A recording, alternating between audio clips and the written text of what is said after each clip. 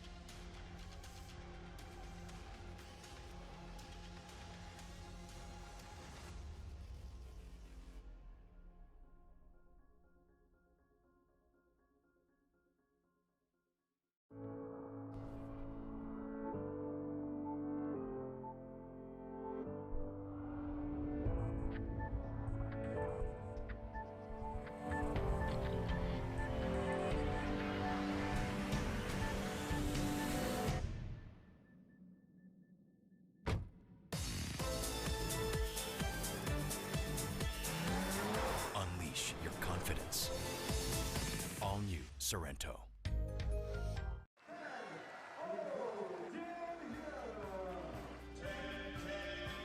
Dead center for Rio, the great sportsman in archery. 20-year-old Bridger Deaton wins the gold medal. Julian Deloche. Rick van der Ven of the Netherlands is your gold medalist and able to hold his arms and that bow very high in the air, pose for his golden moment. There comes a smile. Excel Sights. Leading technology, proven results. What do you get when you combine the world's best lens technology with precision archery? Absolute dominance. Pila and Zeiss have created the world's only archery-specific performance eyewear. With cutting-edge filtration for increased definition, perfect optics, and light-managing lenses to increase focus and relax the eye. Isn't it time you saw the advantage? See more gold with Pila.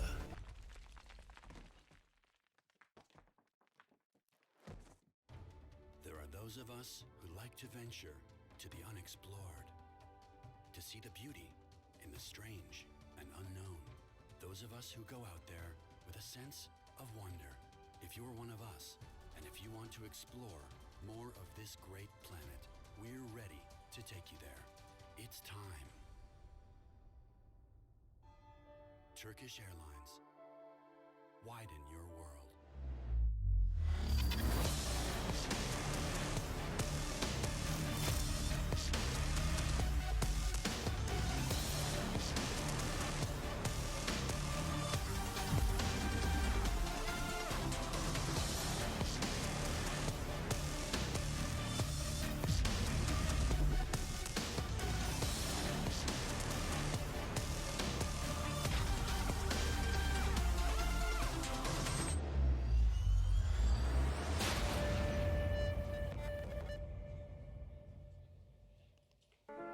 Summer's arrived on the southern Turkish coast, just in time for Stage 2 of World Archery's World Cup Tour. Welcome to Antalya's Konyaaltı Beach on the rugged shores of the Mediterranean Sea, where the wind can play tricks on archers and arrows. All the more reason to block out the dazzling scenery. There has to be total focus and concentration on those gold rings 70 meters away. Those who survived elimination and made it to a medal match, they want more than just a few selfies to take home from their trip to the Turkish Riviera. Sightseeing's going to have to wait. There's work to be done at Stage 2 of World Archery's World Cup Tour. Merhaba, hola, ni hao, bonjour, konnichiwa, grazie, privyet, shalom, guten tag, dzień dobry, buongiorno, annyeonghaseyo, good day mates, and welcome to the second of our 4 stops on the Outdoor World Cup Tour, stretching from spring through summer and into the fall, with the World Cup Finals in Mexico City come October. Along with the brilliant Brazilian recurve archer Bernardo, I'm Carl Arky of the United States, and we're glad you could be with us no matter where you may happen to be or the time of day or night it may be. We thank you for logging on to Archery TV and joining us here on Konyaaltı Beach for another day of top flight competition. Today, of course, belongs to the classic bow on Recurve Sunday, and we're really looking forward to it, Bernardo. This could be a big day for Korea and China in the team competition. For sure, Carl. Good morning, everyone. Big hello to everybody here with us on Archery TV today. It's very nice to be here, and for sure we're looking forward to some very exciting matches. The weather looks very good. We don't have a very hard or big wind today, even though we're on the beach, so hopefully we're going to have some very exciting matches. It could be some high scoring. Sure, for sure. So, Korea had very strong matches both on women and men's side, and China lost on the semifinal against Korea on the shoot-off. So for sure they're coming strong for this bronze medal match. And you look at the matchups today, Korea with a chance to win 2 gold medals in the team competition, while China has a chance at a gold medal as well as a bronze medal. Yeah, and the teams are coming very strong because of the World Championships coming up like in the end of July. So Korea, of course, coming very strong as a powerhouse of the sport, and China trailing them. And Chinese Taipei as well, they've had some very strong Olympic performances over the years. So, of course, everybody's coming strong. And everybody's coming strong not only because of the World Championships, but what the World Championships mean, because a lot of teams will be determined for Rio and Brazil and the Olympics the year after by what happens in Copenhagen next month. Yeah, of course. Most of the Olympic quotas will be decided in Copenhagen. And this is the last world-class event where the teams can see what everybody's doing and everything, where the last chance for them to test the teams and everything. So we should really be looking forward to what we're going to see today. We'll start out with the women's team bronze medal match. This will be Chinese Taipei taking on China, and this is the team from Chinese Taipei. They won their 1/8 round, 5-1, a victory over Ukraine, then scored a 6-2 win over Mexico in the quarterfinals before dropping a 6-0 decision to Japan in the semifinals. Let's meet the 3 archers from Chinese Taipei who will be shooting out here this afternoon. Tanya Ting, Yuan Shuqi, and Lin Xiechia will be shooting and representing Chinese Taipei. And of course, they this week had an excellent week during the elimination rounds. In fact, came out of the ranking rounds seeded number 2. The team seeded number 4 after the ranking rounds, the People's Republic of China. A team that scored a 6-0 win over India in the 1/8 round, won a tiebreaker with Denmark in the quarterfinals, then lost a tiebreaker with Korea in the semis. So they won 1 tiebreaker, then lost a tiebreaker. That's the way it goes here in world-class archery. Shooting for China today, Qi Yuwang, Wu Jiajin, and Zhang Yunlu. Now in recurve team competition, 3 archers per team. Each will shoot 2 times during each set. So that's 6 arrows per set, with 2 points going to the team that wins the set. If the teams tie, they split the 2 set points, each receiving 1 point. And the first team to reach 5 total points or more wins the match. And of course, they're shooting from 70 meters at a target that's about 122 centimeters in diameter. The 10 ring, of course, much much smaller, especially when you're standing 70 meters away, Bernardo. For sure. And we've got wind a little bit, and that adds to the challenge. And Chinese Taipei is starting. Chinese Taipei has been up to the challenge all week long. So the first shot of the day is away, and it's a 10. Tanya Ting that has just shot, she ranked the #1 in the individual. And she's ranked 29th in the world, was ranked as high as 11th a year ago. Her teammate follows with another 10. Oh yeah, very strong start from Chinese Taipei. Lin Xiaoqia. And now Yuan Shuqi, 30 years old, ranked as high as 4th in the world back in 2005. Oh. That one got away from her a little bit, flew into the 6 ring. So 2 strong shots to start off with. Yeah, at least they shot 2 10s, so it might cover up the 6 a little bit. She might have been surprised by the wind. So now China underway with a 10. Wu Jiajin. 整体协调。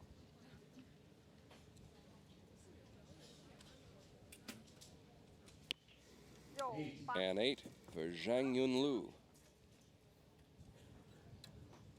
And now Qi Yuhong, 25 years old, winner of a team silver medal at stage 2 in Colombia last year. 漂亮啊！ So 10, 9, and 8. And China takes an early 1-point lead. Yeah, that mistake from Chinese Taipei had a big cost for them. So now back to Tanya Ting. And another 10 for the young woman who won a team gold medal 2 years ago in Shanghai, where she also defeated Kibo Bei in individual match play. Lin Xiaoqia, 22 years old.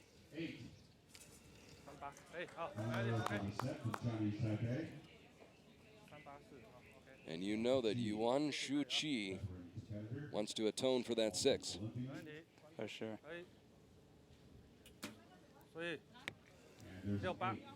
A little bit better. Yeah. She's a very experienced archer, though. She was 4th place at the Athens Olympics. She's the piece of experience at the Chinese Taipei team. Did win a team bronze medal in Athens, although came up a little bit short in the bronze medal match back in 2004. China with an excellent opportunity to wrap up this set. Yes, they have 3 10s already, so hopefully they'll get all the rest of the arrows in the yellow. Now that makes things interesting. For sure. It seems they want it to be exciting. So they need a 9 right here from Qi Huang. A 9 to take the set and grab the lead. It's an 8. So we tie and we split the set points. Oh, yes. So Yuan Shuqi 6 did not affect them so much. They got a bit of a reprieve right there. Yeah, and we gotta also remember that this is the first match of the day, so probably the archers are feeling like everybody's eyes on them, and they're kind of breaking the ice a little bit, so I think we're gonna have stronger sets from now on. You have to get comfortable out there, and that's easier said than done, because this is not the way you normally shoot. Of course, yes. There are like stands and all the cameras, the live commentating and everything, and that really adds to the pressure. And also something that is quite hard for us as archers is there are a lot of photographers, and they do a lot of those burst shots, especially at the clicker. So it goes like those repeated burst sounds. High speed, yes. Yeah, The shutters. And sometimes that really sounds like the clicker. So you're like waiting for the clicker, and you're hearing a lot of clickers, let's say like this.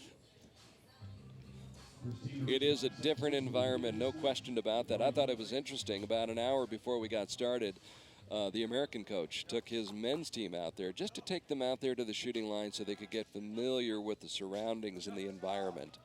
Yes, it's very important. Because archery is a precision sport, so you really got to be comfortable, as comfortable as you can. Tanya Ting for Chinese Taipei as we start the second set, tied up at 1 apiece. Another strong shot by Tanya Ting, whom we shall see later in the day in the mixed team competition. Bronze medal match, mixed team. Lin Xiaojia, who's been competing since 2008 on a limited basis, but boy, comes up with a big shot right there.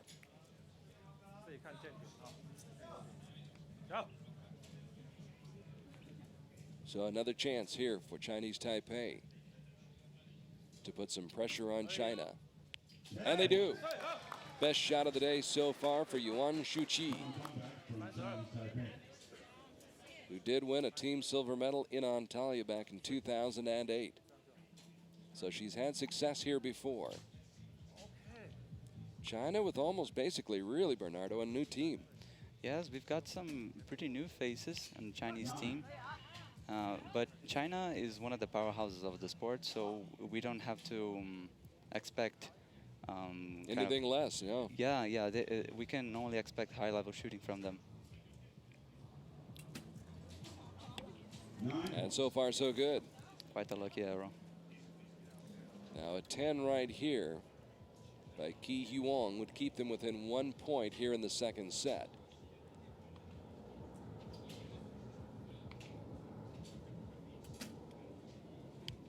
Close, but not quite, just outside the 10 ring. Almost there, yes. So advantage Chinese Taipei here in the second set as they try to pick up 2 set points and go ahead 3-1 in the match. Back to target number 2 and Tanya Ting, who won a mixed team bronze medal in Belek at the World Championships in 2013, but now falters with a 6. Yeah, I think that was a little bit longer than she usually does hold at the anchor. So probably that's why she shot a 6. Hoping her teammate Lin Xiaojia can pick her up. Better effort right there with a 9.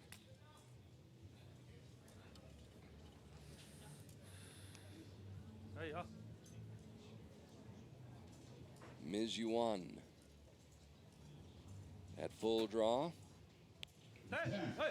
Didn't look as a good shot, but it was on the 10 ring, and that's what matters. Well done by Yuan Shuqi, 30 years old. They have some veterans on this team, Chinese Taipei, and right now they'll finish the second set with 54 points. So there's a chance here for China. Yeah, they just have to put it all in the yellow to tie. And that's a good start. No question about that.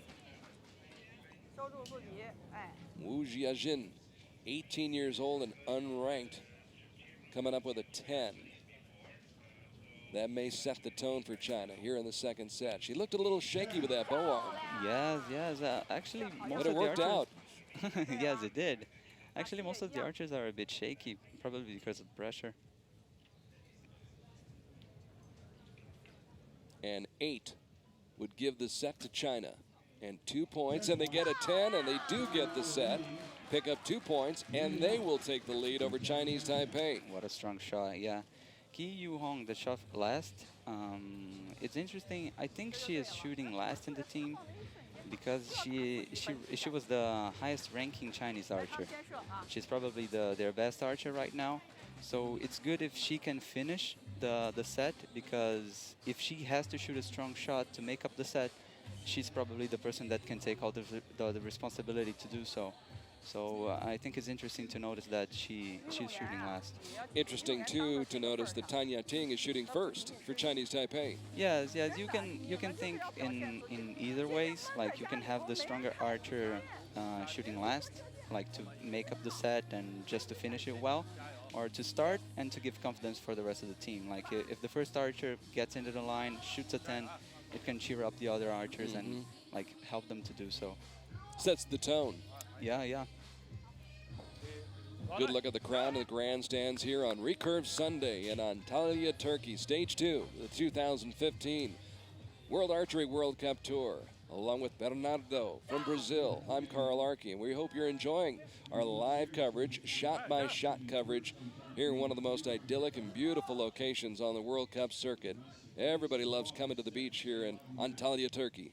No doubt about it. This venue always impresses us. And there's an impressive shot by Tanya Ting. That should set a tone. Yeah, of course. Let's see what Lin Chicha does now. Lin Shichia, winner of a mixed team bronze medal in Wroclaw in 2013.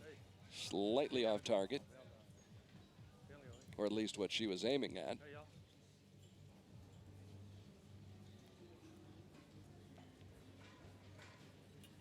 Yuan Shuqi, way outside. Yeah, that was not a very good and confident release.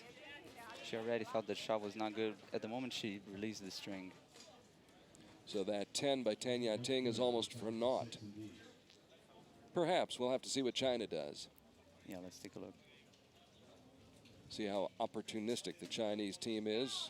Wu Jiajin, very opportunistic. Wu Jiajin dialing in. If China keeps up this good shooting, they can win the match in this set. They're looking more and more composed as the match goes along. Of course, yeah. And just as I say that, yeah, archery does have its ironies. you're only as good as your last shot, right, Bernardo? Yeah, you cannot take things for granted. So here's Ki Yuong, 25 years old. Picked up a team silver medal at the 2013 Asian Grand Prix, and she picks up her team with a strong shot right there. And now China, midway through this third set, has themselves a 3-point lead. Oh yes, that's a very good lead for the last 3 arrows. But not insurmountable as Tanya Ting tries to get a comeback going. Yes, and on recurve, things are more flexible, I'd say. Like anything can happen until the last arrow.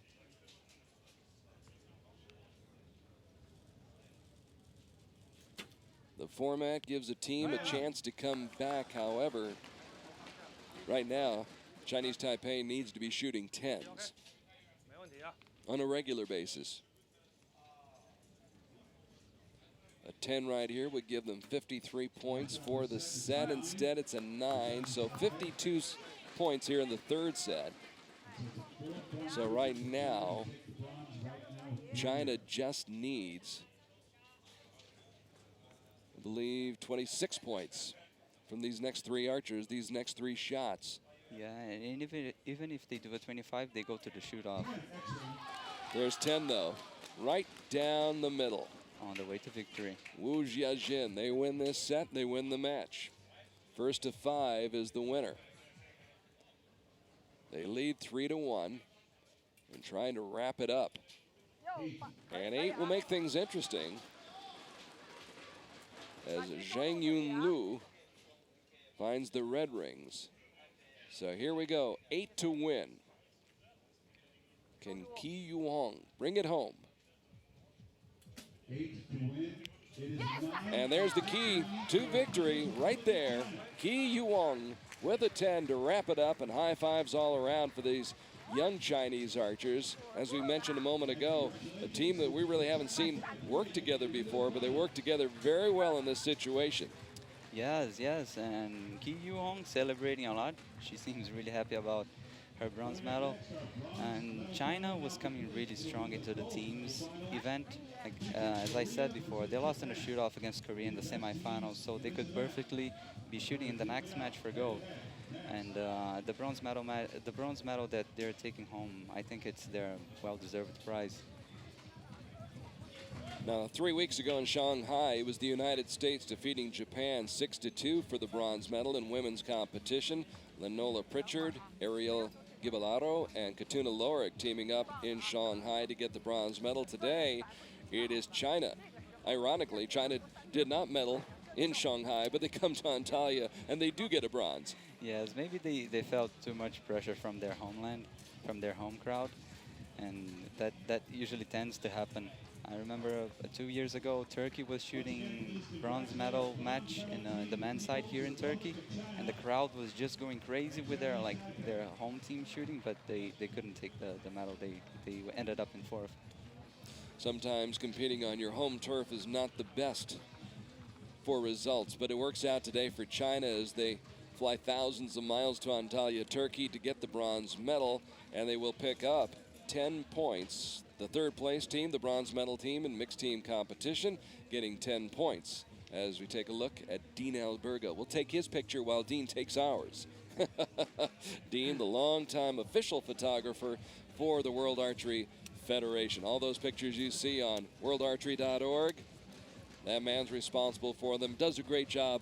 And I've got to imagine when he takes his shots, you don't hear that clicker as much. Yeah, that's true. He's sneaky. Yeah, and sometimes we're, I don't know, during the competition or official practice, you don't see him at all. And then when you go to the website and you see a picture of you, and you're like, when did he take that? Yeah, and some very close pictures. It's kind of fun. Well, that first match was well done and quickly decided, so we move on now to the women's team gold medal match. Should be an excellent one right now between Japan and Korea.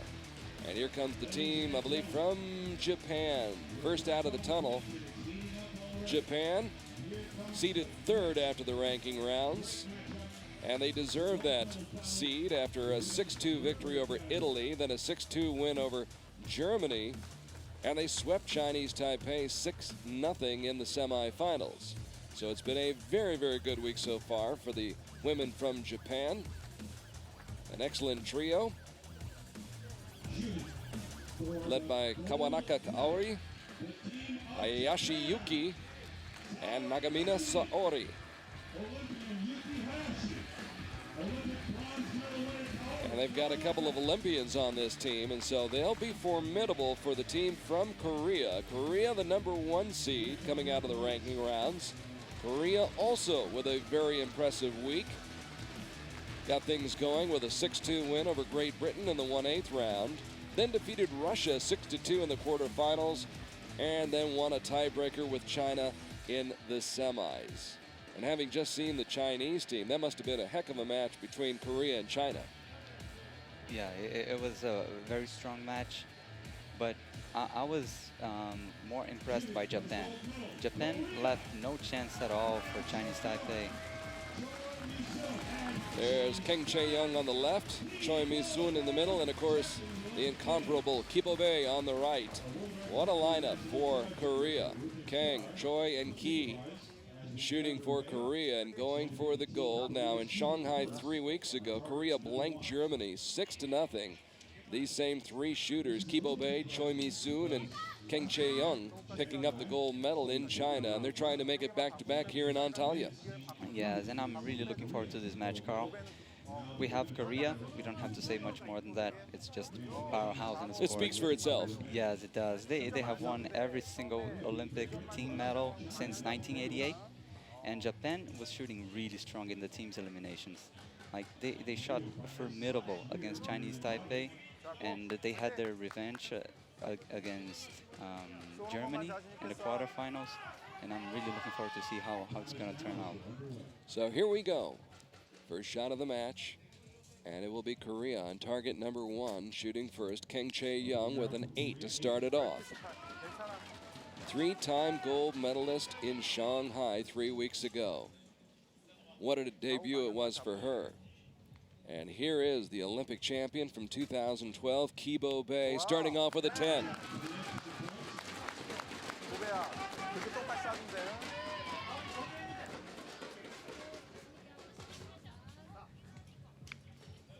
Choi Mi-soon, 18 years old, making only her third international appearance.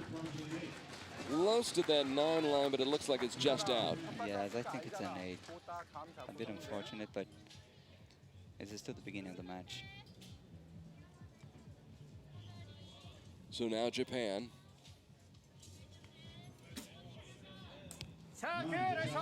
Solid shot for Japan. Kawanaka Kaori, the 23-year-old who picked up a team silver medal in Antalya back in 2013 and a team bronze Olympic medal in 2012. Right in the middle of the target. Hayashi. Hayashi Yuki, 30 years of age. She won a team silver here in Turkey in 2013. Now here's Nagamine Saori, 21 years old, and the youngest member of this team, and she gives her team a 2-point lead over Korea, possibly a 1-point lead. Yes, Nagamine Saori is kind of the rookie of the Japanese team. Both Hayashi and Kawanaka were at the Asian Games last year, but Nagamine was not.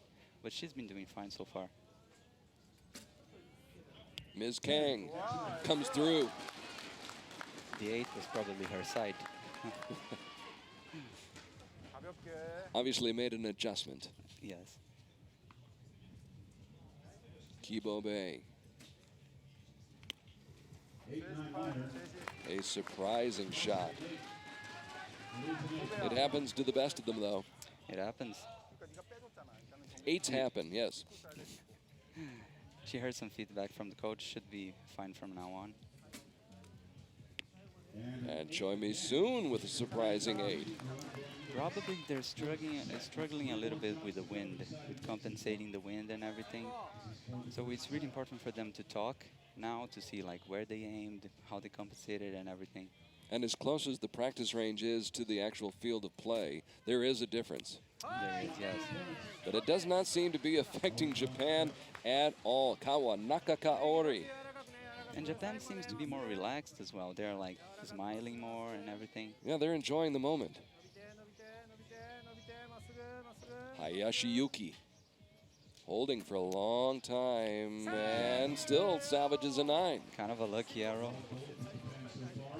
She looked like she was really pressing as she was at full draw. Yeah, she seemed very tense.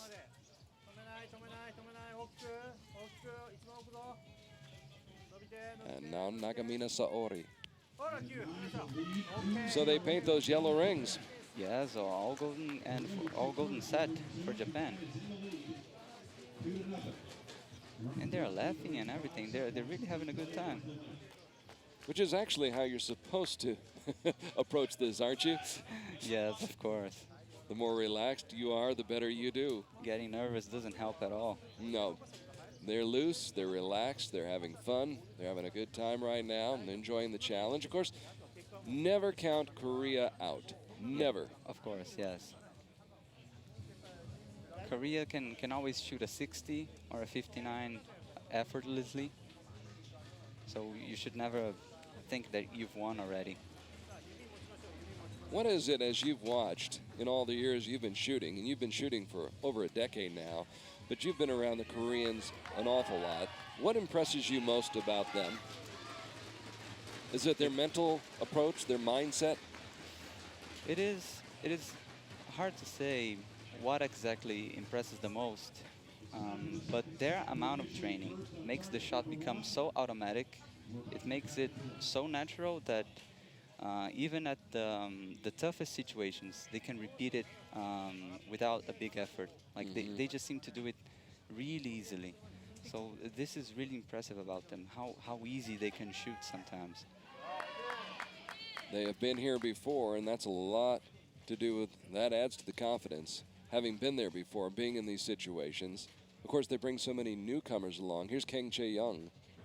And she had 3 gold medals in Shanghai 3 weeks ago. This will be her only appearance today. That tells you the strength and the depth of the team overall. Yes, Kang Chae-young and Choi Mi-sun, they're both rookies at the team, but that means nothing because they're Koreans.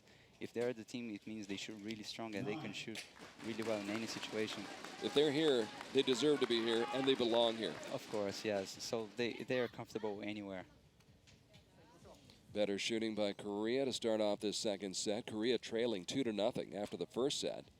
Trying to come back and tie it up. And a 10 to go along with those 2 9s is an excellent start in this second set. Yes, it was. Probably the coach just told them some tips about the wind and just a little bit of technique. And I think they're coming strong now. So Japan. Let's see if they're up to the challenge, and apparently they are. Good shot by Kawanaka Kaori.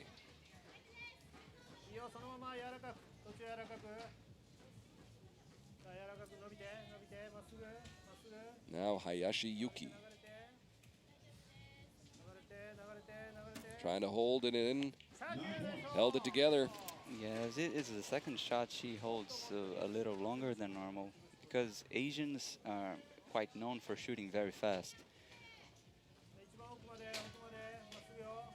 Now the 21-year-old Nagamine Saori with a 10.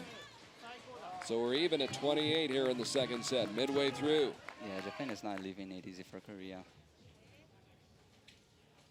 There you could see in that shot before this, a little bit of the distraction for these archers. You've got the camera on the crane floating around out there, and you've got to focus as she does right there. Kang Chae-young focusing on that 10 ring and hitting it with all these things moving around you, all the sights, the sounds, and all those things that could take your eye off the target. Yes, you really got to be focused, and the most important thing is just focus on your form. If you focus on your form, forget about points, forget about everything else. That's the way you're going to hit the gold. You could see, by the way, that Kibobe threw her bow right after she released that shot. She was trying to get that back into the yellow rings. Didn't work. She probably drifted a little bit with the wind. And now they drift to the other side, and so Korea very vulnerable right now. Yes, Korea is having a pretty hard time now. Let's see what Japan does.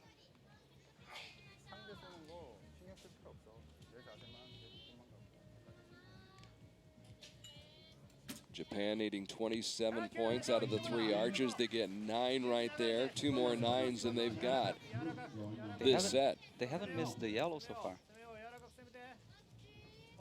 Be interesting to see what Hayashi Yuki does right here. She's been... No, she releases it much quicker, and it's a better shot. Yes. I was going to say she'd been holding it longer. She must have been listening to you, Bernardo. Yeah, probably she has earphones listening to our transmission. You're on the same wavelength.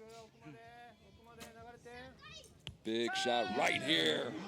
What a group. Great grouping by Japan. And high fives all around for the Japanese team that takes this set, picks up 2 more points, and they're in the driver's seat right now. Yeah, and surprisingly, Nagamine seemed very nervous after this shot. She was kind of breathing hard and everything. And she was excited. Yes, her teammates cheered her up. But it's nice to see that both teams, they're doing something interesting that I think most teams they try doing in team matches, which is the high five you see after each shot. Usually we do this after a strong shot. It's kind of, yeah, very good, like thanks, well done, and like let's keep it up. But even after a weak shot, like we do this as a way to cheer up, like hey, it's okay, let's try again and everything. So it helps keep the team together. Sure. Like, to have this unity as a team. Well, it boosts the morale, and right now the morale is sky high for Team Japan as they're up by 4 points right now, 4-0. But again, nothing is guaranteed in this sport. Yeah, but Japan has a really big advantage, which is if everything goes wrong for them from now on, they will still go to the shoot-off against Korea. So all Korea can do is just win, and like shoot as many sets as possible. They have to take it 1 shot at a time. They have to take it 1 set at a time and try to get themselves back into the match. They can if they pick up this set. That would cut the lead down to 4-2. Yeah, and no mission is impossible for Team Korea. Wow. Korea starting off with a 9. By Kang Chae-young, the 18-year-old who won those 3 gold medals at Stage 1 in Shanghai, which, by the way, was her first World Cup event. Quite a coming-out party for her. Ki Bobe now, who did not shoot at all last year, back on the national team and shooting a 9 with that shot. Now Choi Mi-soon, who picked up a team gold medal and an individual silver medal in Shanghai. 10 points. So a strong opening for Korea.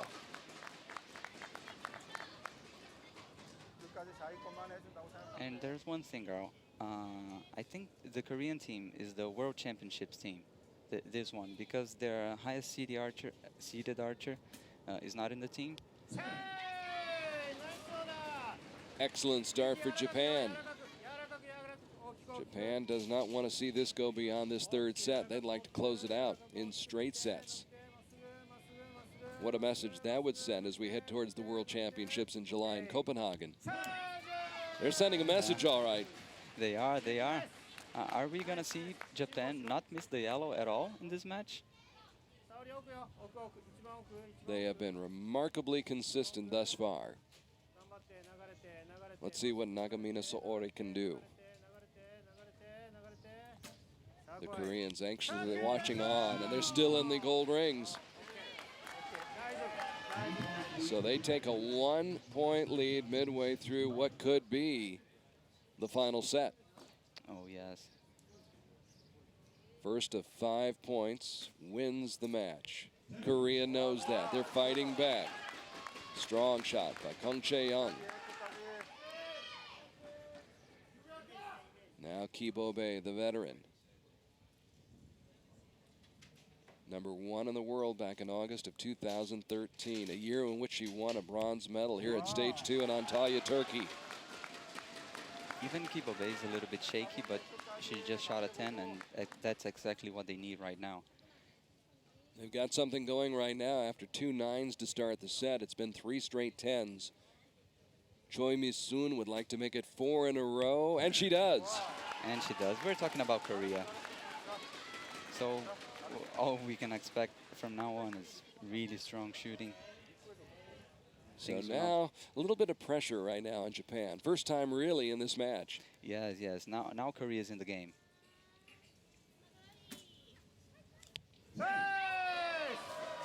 Two more 10s and it's over. But Japan is not giving it up so easily.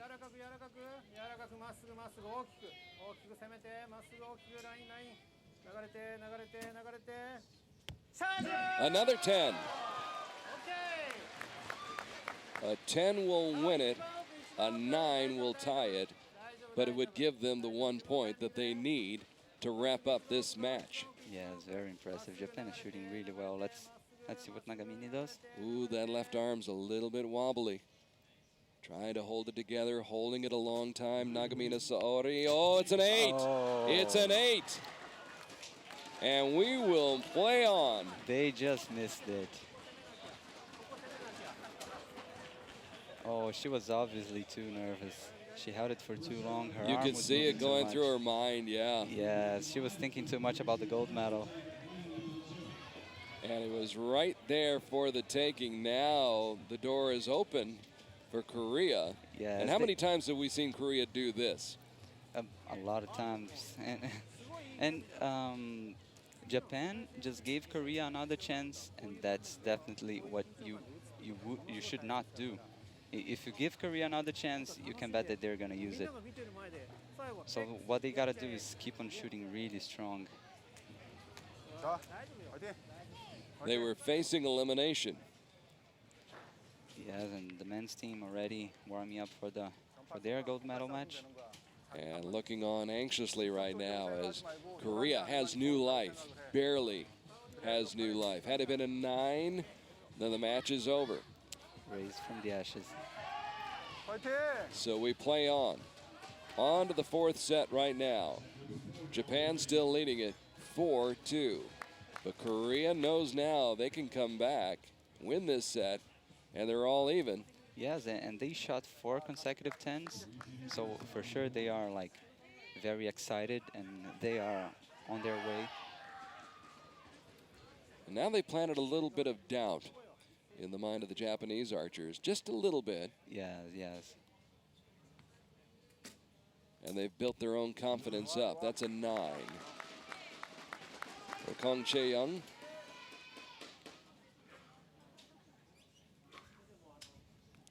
Kibobe. What a year she had in 2012. Comes up with a 9 right there. Back in 2012, participated in 2 stages, 5 events, had gold medals in 3 of those 5 events, and picked up a total of 15 World Cup medals in a 3-year span. That's the kind of experience Kibobe has. Choi Mi-soon. 999, not exactly what they expected or what they should be doing, but Solid, but not spectacular. Yeah, yet not there.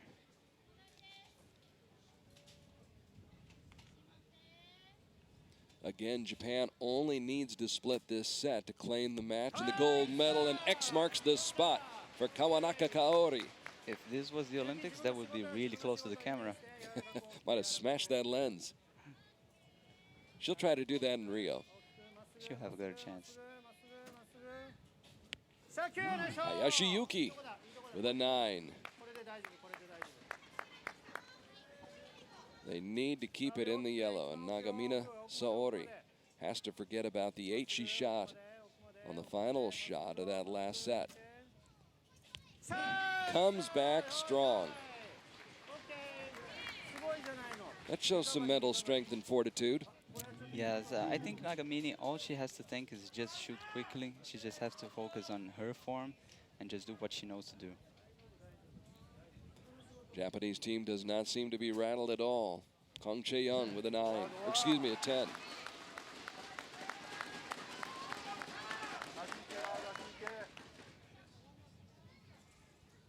Crowd getting into it here on Konialty Beach. Great battle going on between Korea and Japan in the women's gold medal match. The team gold medal match. And you could see her arm was shaking as well. Yes, that 8 is not helping at all. So an uncharacteristic 8 from Kibo Bay. Which means Choi Mi-soon needs a 10 all the more and comes up with it.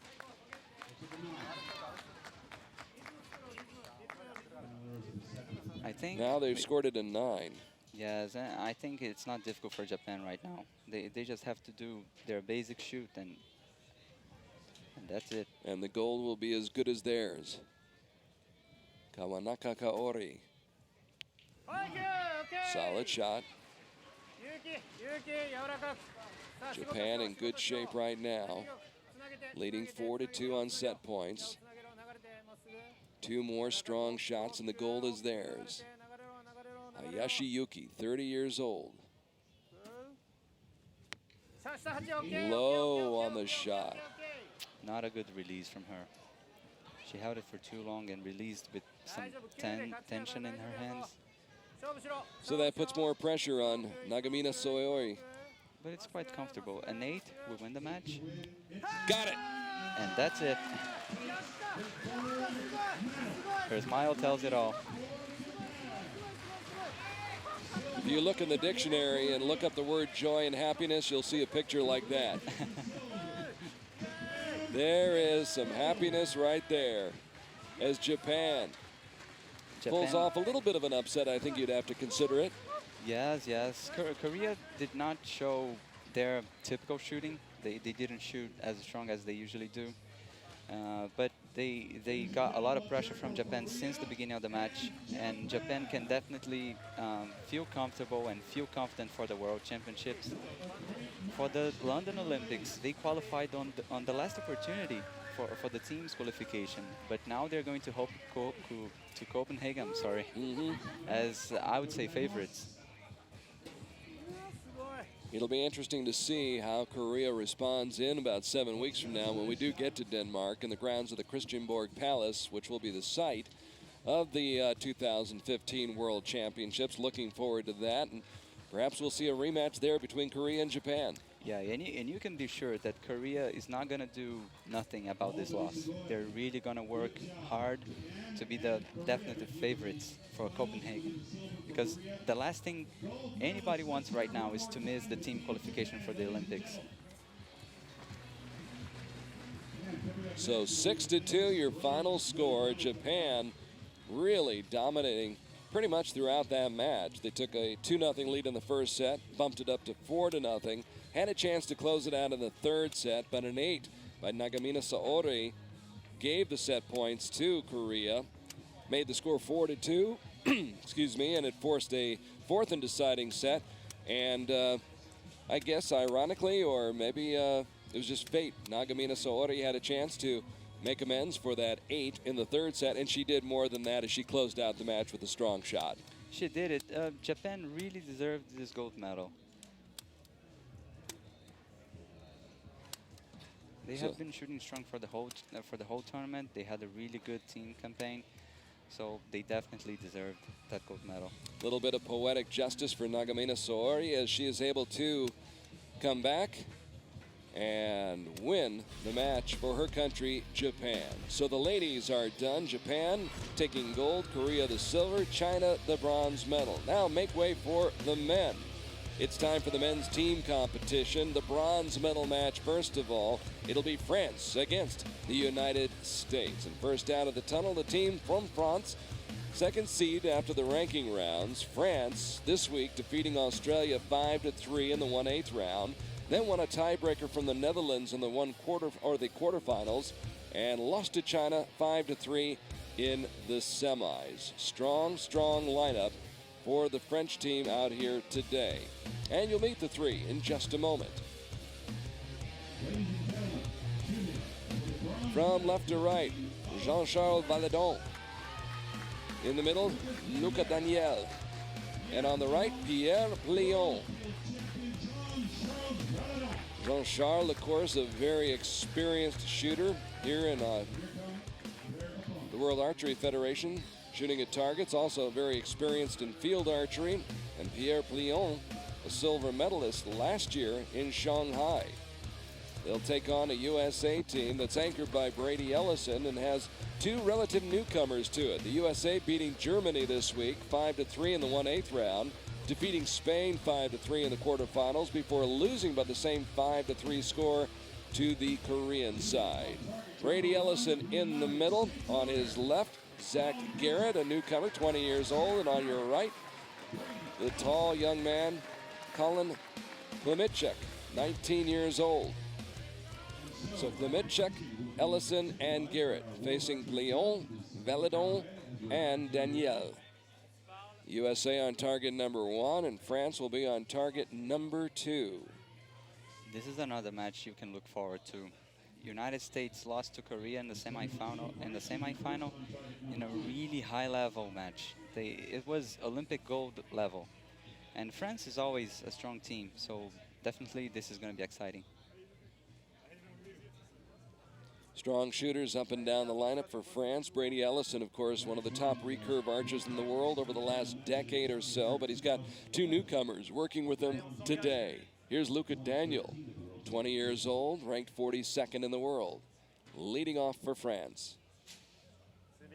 And shooting from the left side.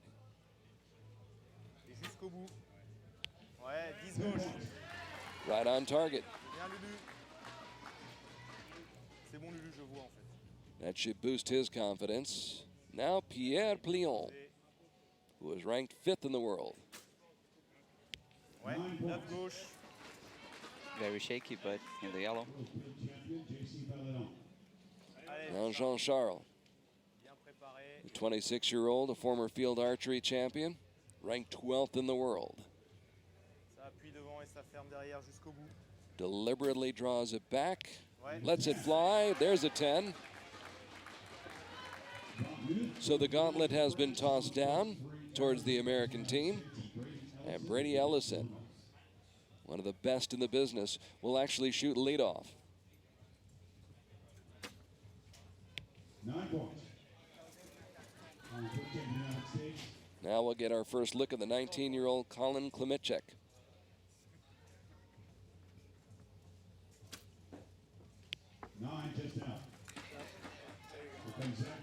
And now the 20-year-old Zach Garrett.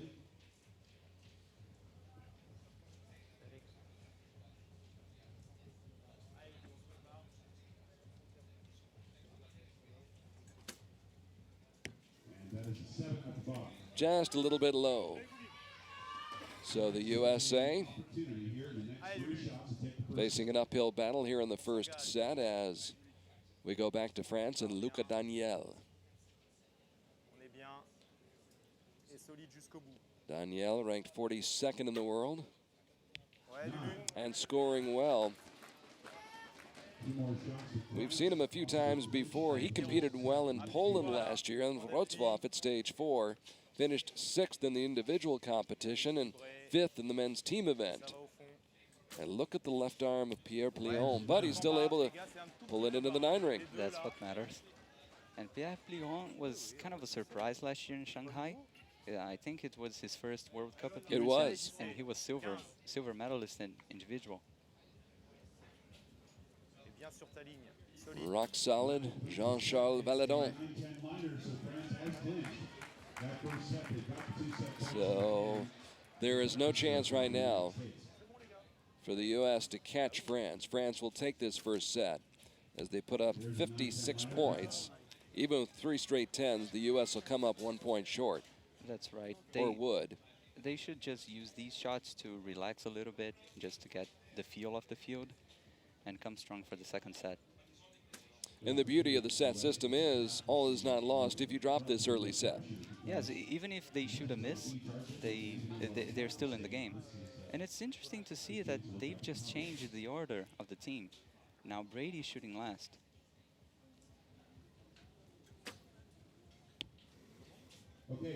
So an executive decision was made, apparently. Yes, yes. Zach Garrett is very young. It's his first time shooting for the United States. Probably he felt too much pressure, or he was just nervous finishing the set.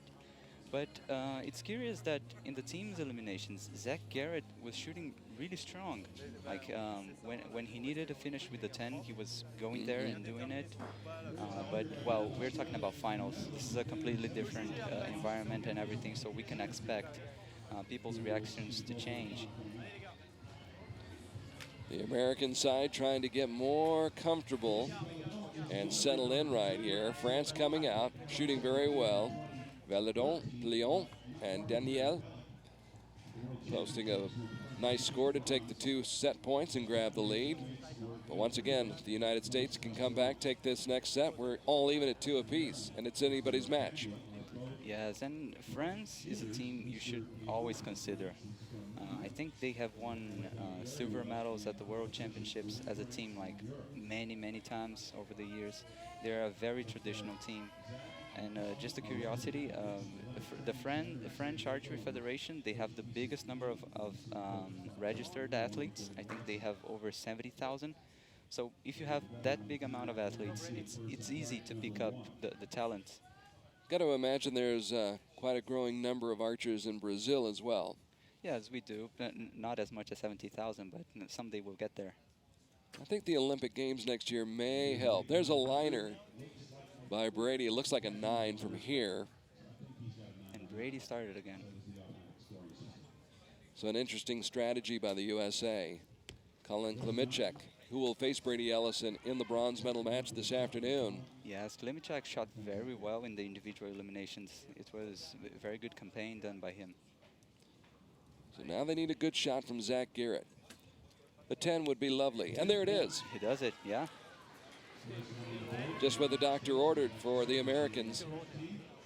This is very important for them to feel more confident and to really get into the match. Coaches with iPads in the box. How about that? They have to keep track of everything. It's a new world, isn't it? Yes. Steve Jobs had no idea. The French have an idea of where that yellow ring is. There's a 9 for Luca Daniel. But the USA putting up a fight, and there's that shaky left arm again by Plion. That time, it does not pay off. He was not so lucky, yeah. No.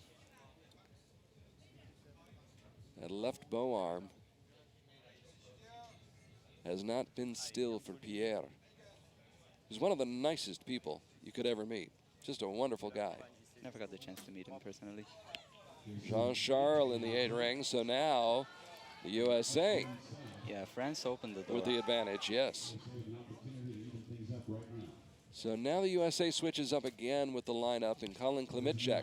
Yes, I'm trying to understand that. They've got an order for the first half, an order for the second half. They want Brady leading off, and they want him to anchor it and bring it home. Yeah. Colin with a 9. Now here is Zach with a 9. And Brady Ellison trying to bring it home and pick up this set. Well, if Brady shoots a 9, all France can do is just tie. 10 would put it out of reach. The Olympian, Brady Ellison. 9 makes it possible for France. Makes it possible, yeah. Now France has to shoot all 10s, and that's quite a challenge.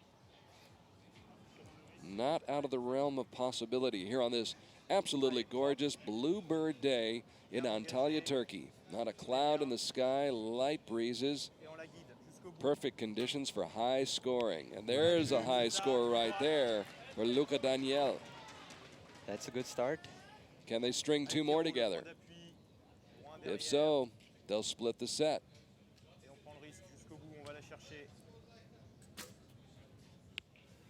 8-9 liner. And that's it.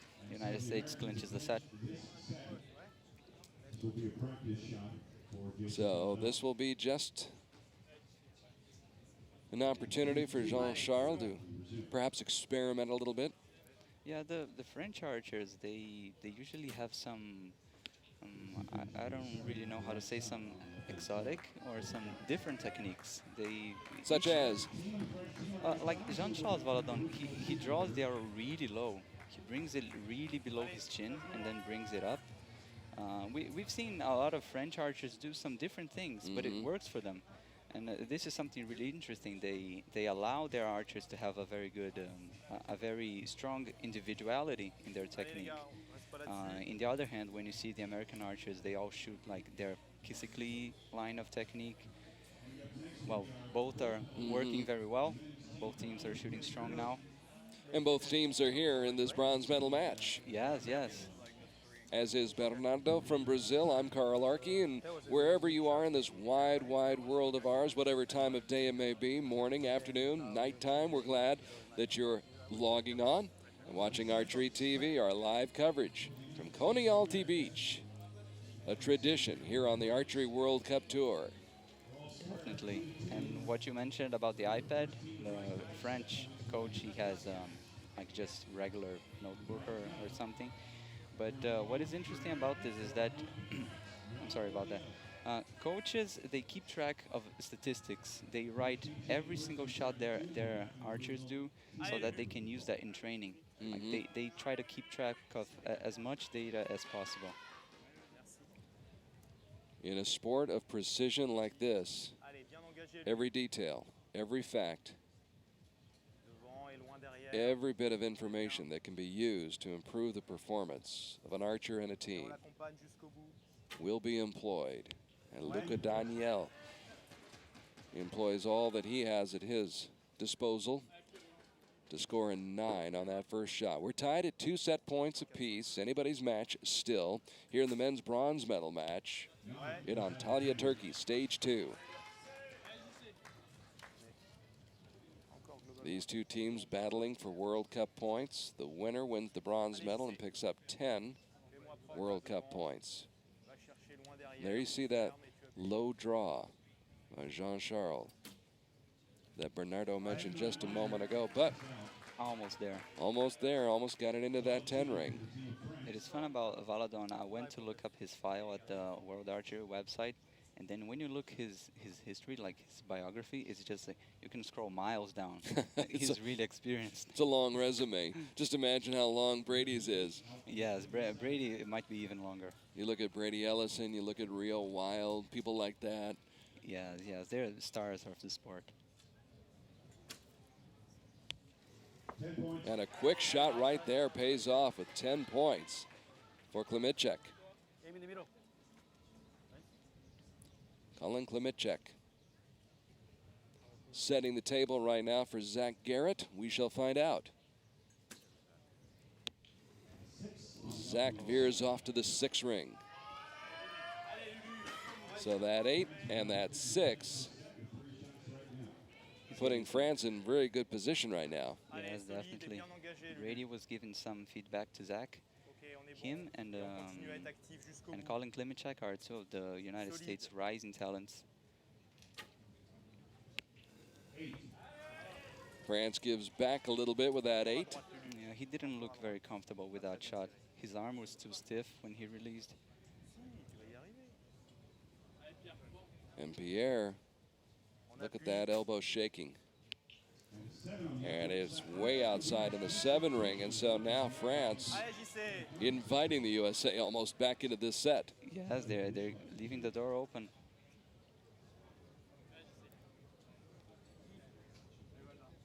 Low and slow. Brings it back. Solid. Didn't look happy, though. As soon as he released, you could see the grimace. Yes, I think most of the French archers, they I don't know, they struggled with the wind or something in this end. Something changed in this set. Now Klimicek with a chance for the USA to come back, at least tie this thing.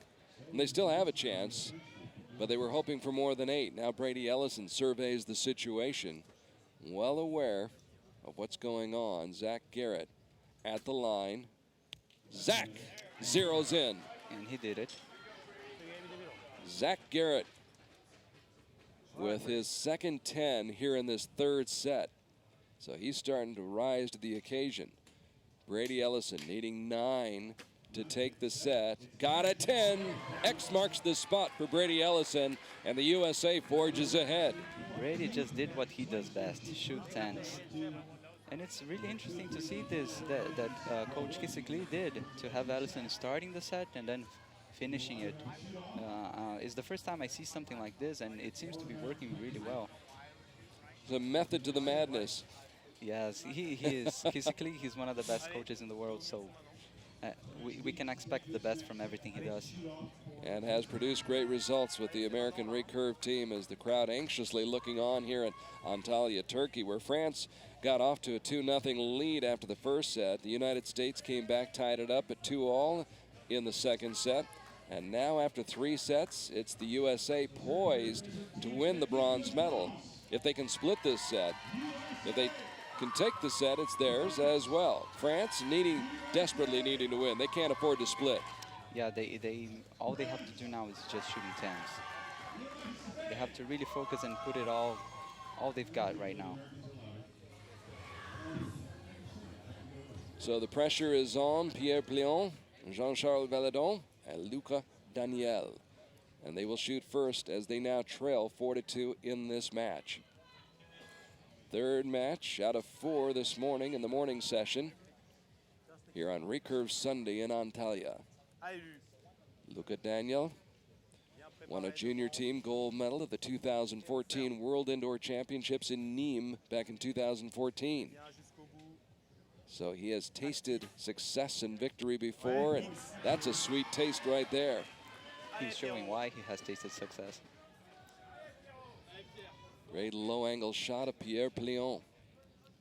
Our crew from Hit the Roof giving you all the angles, all the coverage. Another 10, Pierre Plion, who was an event organizer back in 2014 for the Indoor World Championship in Nîmes. And as you mentioned, Bernardo, Shanghai was the first time he'd ever entered and competed in a tournament, and he got to the gold medal match and won a silver.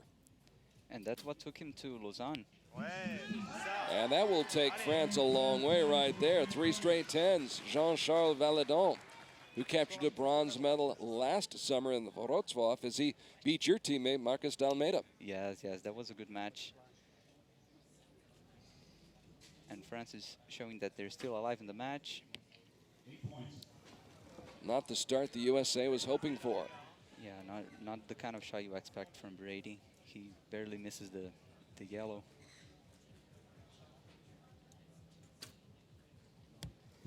Klimicek with a strong shot. He looked very confident. That was a beautiful shot. This will serve him well being out here this morning. Come this afternoon when he's in that bronze medal match against Brady Ellison. Yes, I'm sure he's already breaking the ice and he's getting really more comfortable for his afternoon match. On the line? Looks like it is. I think it's in. If it is, it's still anybody's set. But the Frenchman putting up a fight. 3 straight 10s to start off this set. Daniel dials up another dime. Very impressive, very impressive. Luca Daniel, ranked 42nd in the world. Now Pierre Plion. finished 6th at the World Cup Finals in Lausanne, and he's just outside that 10 ring. Oh, yeah, just out. But a strong, solid shot. And a 10 right here would put it out of reach in this set. Jean-Charles Valadon. And Valadon comes through with a 9. That leaves the possibility out there for a possible tie in the set, a split of the set points, and that 1 point would give the match to the United States. But you can forget about that. Yeah, we're going to have a shoot-off.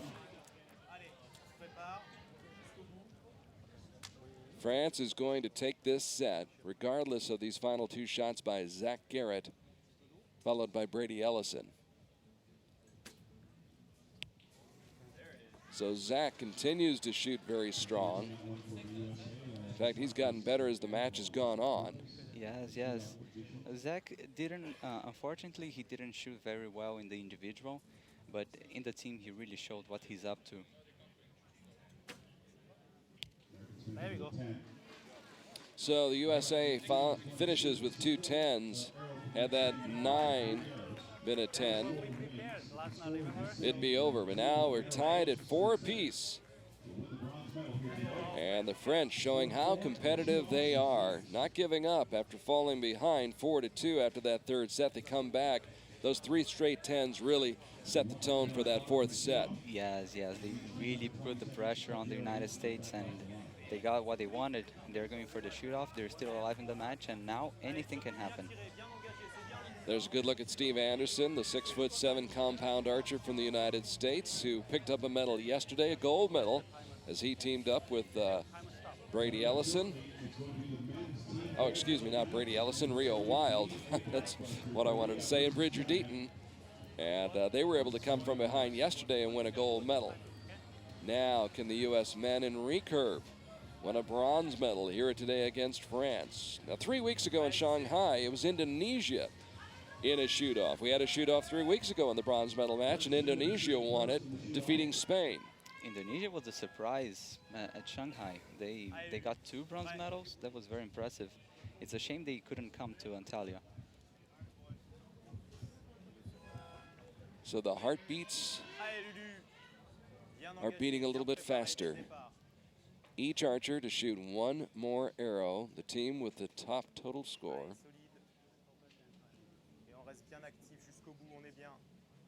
comes away with the medal. Luca Daniel has been consistent all day long and remains consistent. What a good shot.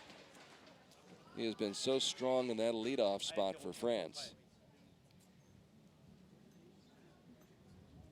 Colin Klimacek. Off to the left with an 8. Not really what he wanted, but it doesn't get all the chances out. Advantage France.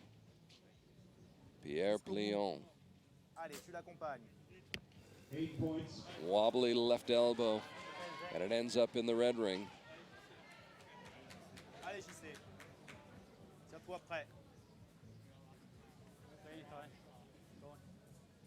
It is a game of controlling your nerves. Very steady, Zach Garrett, who's been right on target most of the day, just a little bit outside the 10 ring. So France with a 1-point lead. They shoot a 10 right here. Then it's going to get complicated for the Americans.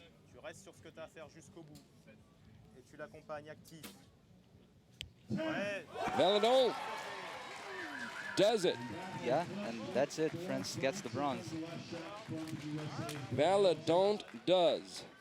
And Brady Ellison will take this last shot, but it's a mere formality. It's out of reach for the United States.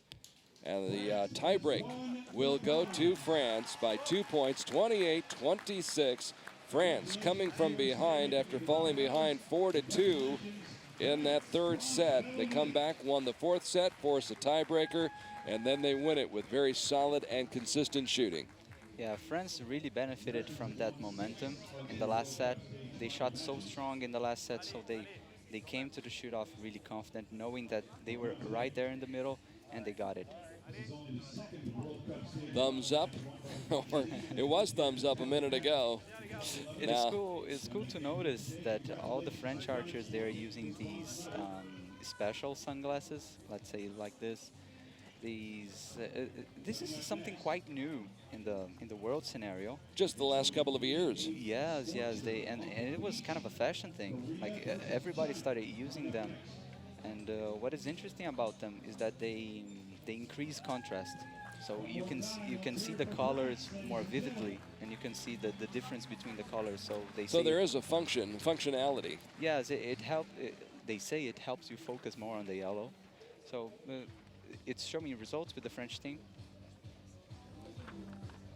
So the Frenchmen come through, swashbuckling their way back into the match and winning it 5-4 in the shoot-off. Great shooting by Léon Valadon and Luca Daniel. Of course, we'll see more Brady Ellison and Colin Klimitschek coming up later this afternoon, when we'll be joined by Juan Carlos Olgado. Bernardo doing a great job here in the analyst position here this morning in the team competition, which is almost complete. 3 of the 4 matches are in the books, and we are down to the men's team gold medal match. And obviously the women from China anxiously looking on. They've already picked up their bronze medal. Now they want to see if the men can win a gold medal. As we go to the men's team gold medal match, it will be China versus Korea. China out of the tunnel first. The Chinese team having an excellent week here in Antalya during the ranking rounds and the qualifying.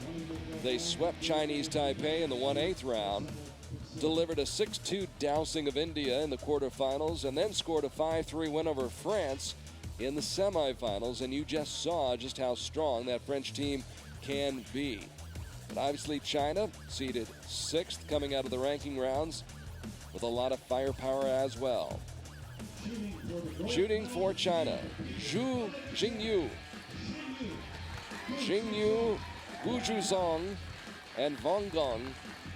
Wang Gong, 30 years old, Gu Zhuzong, 21 years old, and Jingyu, 24 years old. So a relatively young, but in this sport, you can still be 21, 24, and still be very experienced. You're a great example of that. You're 21, you've been shooting for 10 years. Yes, and we had last year Marcus from Brazil. He's just 17 now, and he was shooting incredibly good. So we know that in archery, age doesn't speak so loud. So here we go, introducing the team from Korea. Koom Bon-chan in the middle. On the right is Kim Woo-jin, and on the left, of course, well, does he need an introduction?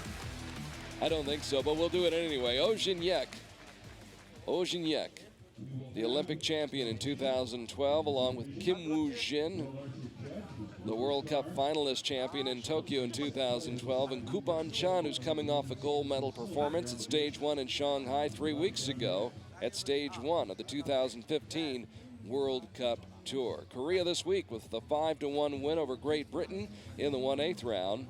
Then Korea swept Italy 6-0 in the quarterfinals and scored a 5-3 win over the USA. The USA, by the way, took the first set in that match, and then Korea got on its horse and came galloping after the United States and got the 5-3 win. So Kim Woo-jin, Koo Bon-chan, and Oh Jin-yek taking on Jingyu, Gu Zhuzong, and Wang Gong for China. And here's Kim Woo-jin to start it off for Korea.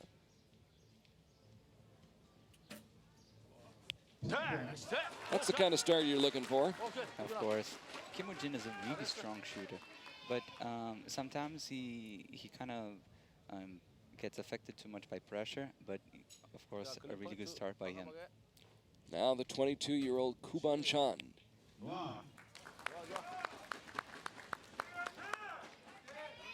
And what a luxury to have Oh Jin-yek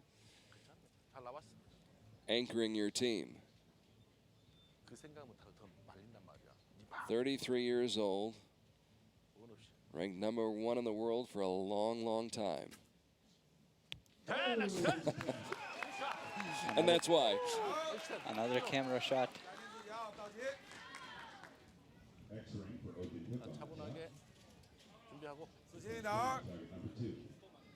Pressure? What pressure on China? They're facing Korea. They can't expect anything else.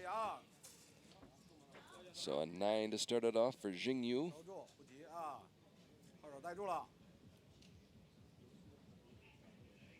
Jingyu has had success here in Antalya before. We'll talk about that as the match goes on. Now the second shot for China in the red ring. Not what they were looking for.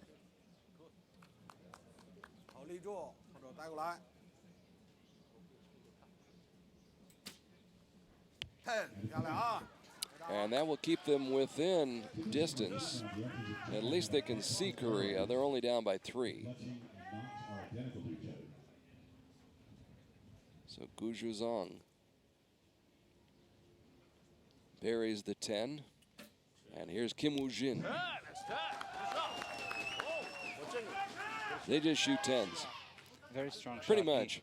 Yeah, as far as he's comfortable, then all you can expect is 10s. And you're surprised when it's not. Yeah. I'm surprised. Bonchan was the champion in Shanghai just a couple of weeks ago, so he's also in a very good momentum.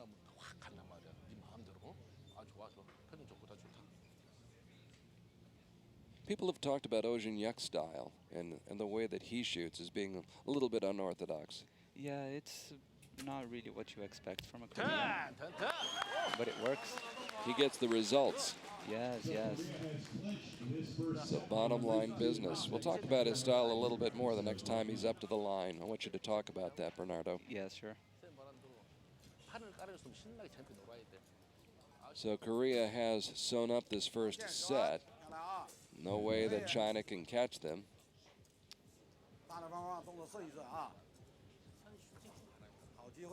Here's Wang Gong, 30 years old. Won a mixed team gold medal here in Antalya last year. Scores 9 more points. And now China will try to make this score respectable. Hoping to get a 10 on this 6th and final shot of the first set. Instead, it's a 7, so matters not whether they drop the set by 6 points or 1 point. Yeah, it's all the same. It's all the same. The 2 points, the 2 set points go to Korea, and Korea jumps out to a 2-0 lead, and they look just the way you expect Korea to look: strong, in control, in command. Yeah, comfortable. They are looking confident. And Gu Zhuzong from China that finished the set.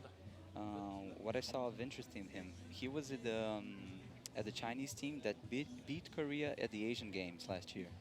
Korea was shooting at their home turf in Incheon, and it was a very surprising outcome of the match that China won against Korea. They were very disappointed about this loss. So I think Gu should remember about this match. He should bring it up and talk about it with his teammates to say like, hey, they're not unbeatable, we can win. And it's been done. Yeah, and just fight until the end. Not a lot for the Chinese fans to cheer about at this moment. However, that could certainly change in a hurry. China can get. And we've got some Korean fans over there. It says, it's written in Korean. It's like, good luck, Korea, or just like, Korea, be strong. It's their word as fighting. It's really, literally fighting in Korean. They're speaking with a Korean accent, which means kind of good luck. Right now, China's got a fight to get back in. Only down 2-0. And a 9 on the line. Paints that line. So Jingyu zings one in there. Jingyu won a mixed team gold medal here on the beach in 2013. Did it again last year, or I should say in 2010. So he's picked up a couple of gold medals in mixed team competition here as Wang Gong puts one up very close to that 10 ring. Yeah, but I think it got the line.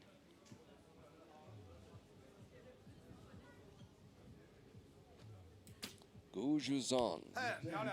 No doubt about it. And he does it, yeah. Now let's see if Korea can keep up that good shooting from the first set. It was an excellent start by China here in this second set. As we pan up, get a good look at Kim Woo-jin. Kim Woo-jin, 22 years old. Won that World Cup final in 2012 in Tokyo. That was really his breakout moment. Yeah. Of course, winning that World Championship in Torino in 2011, maybe that was his breakout moment. And what is kind of fun is that he didn't go to the Olympics. It's amazing, isn't it? It is, yeah. He is world record holder, world champion, World Cup champion, and he couldn't make it into the Olympic team. Didn't make it into the Olympic team. That tells you how intense and competitive it is on the national team for Korea. An 8 after the 9, and now a 10 by Oh Jun-young. So at a 1-point lead for China here in this second set. And what is very different about Oh's form, about Oh's technique, is that he raises the ball to kind of to fit his hand into the grip. And then he lifts it again to draw and everything, and that's something very unique he does. And we'll get another good look at that the next time he's up to the line. Now that's 7. Not going to help China's cause.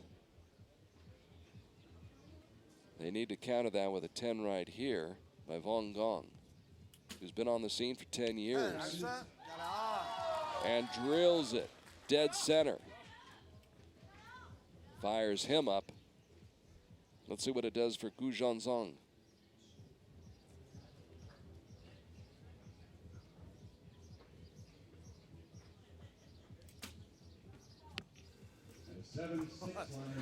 So a 7 and a 7 to go with that 10.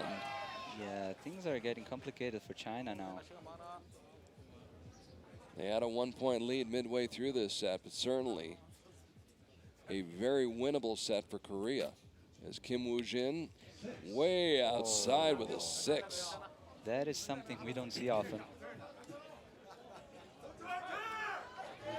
I'm looking at the flags. They're not picking up all that much. There's a gentle breeze coming off the sea. It's more what Korea expects. Kubon Chan coming through with the 10. Now a 9 will tie it. They'll split the set points. A 10 will give the set. Now look at this style. Yeah, and also interesting to look at his release. He really opens the fingers.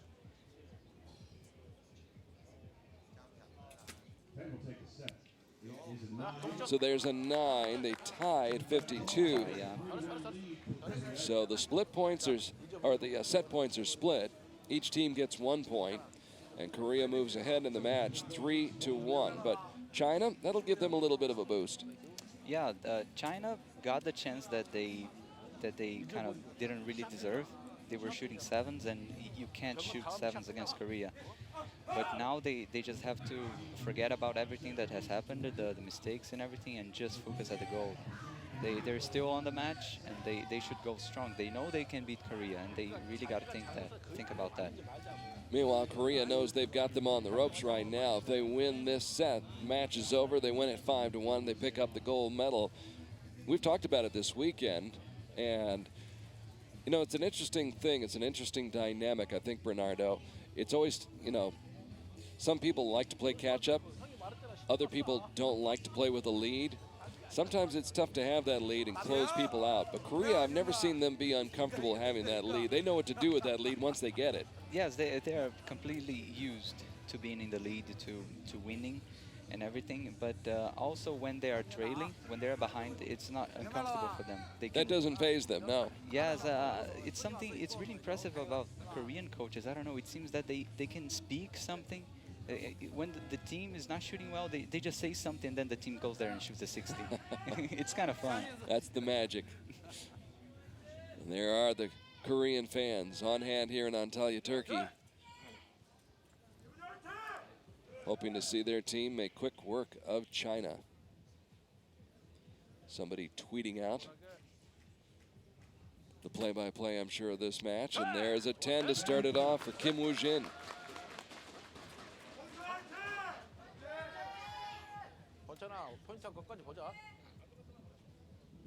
So Kim Woo-jin, who will be in the gold medal match later this afternoon, taking on Lee Sung-yoon. Here's Koo Ban-chan, who won the gold medal in Shanghai at stage 1 this year. Trying to win another gold medal here today.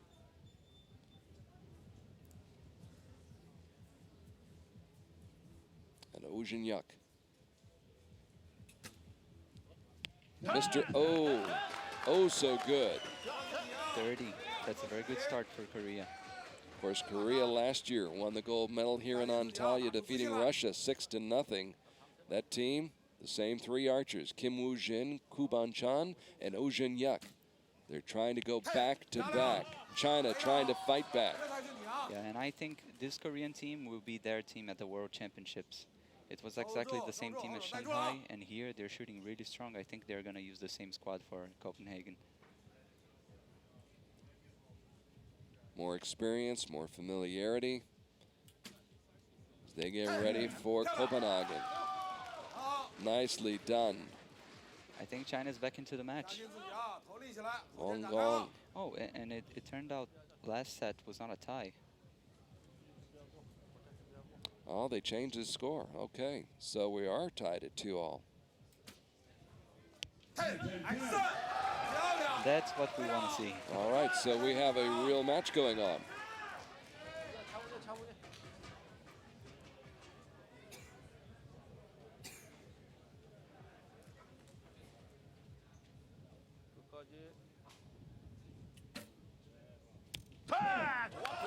Nobody's missing.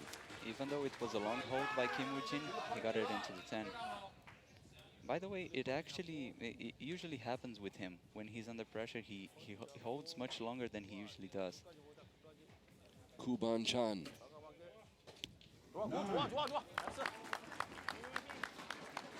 The first one to blink. Yeah, didn't seem to be very relaxed to release.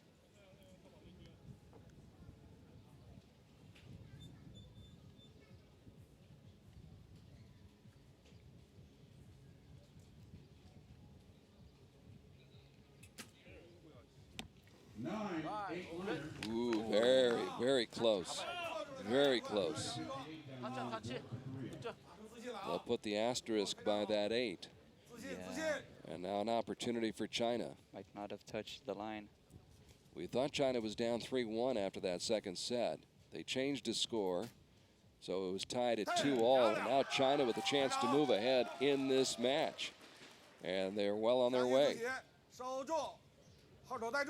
2 more solid shots. Yeah, that's all they need. They don't have to be perfect, but they have to be solid shots. They have to be in those yellow rings. I'd say so.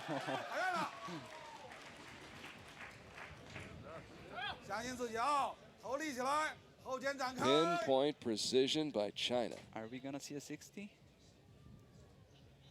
Going for 6 in a row right here. Got it. And we got it.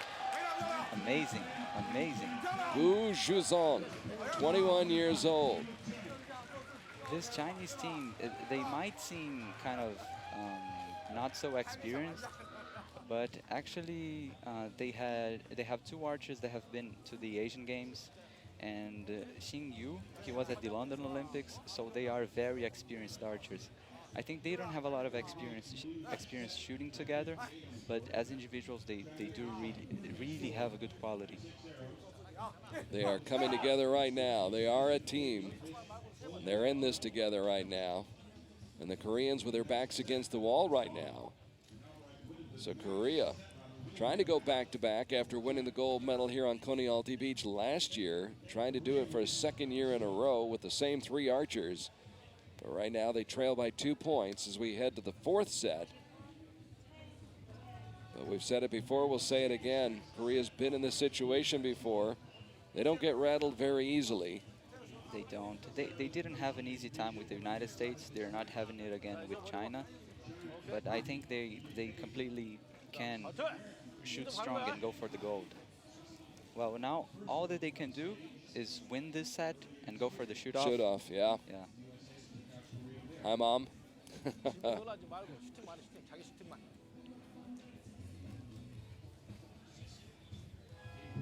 Capturing all the sights and the sounds here on Coney Beach. Here on Archery TV. Carl Arky along with Bernardo from Brazil. The world will be heading for Rio in a year. Can't wait for the next Olympic Games. Me neither. Can't wait for this next shot. There's a great one from Kim Woo-jin. Kim Woo-jin doing what Kim Woo-jin does.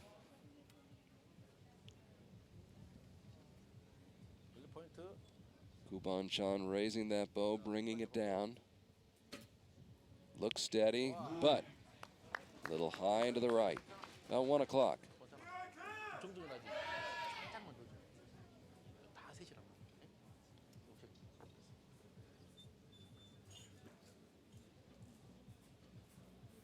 Ojinyak settling in. Calm, cool, collected. Holds it a long time, but it pays off. Yeah, there it is. I think he knows what he's doing. He knows, and his strongest asset is his mental side. He's really strong. When he has to shoot a 10, you can count on him.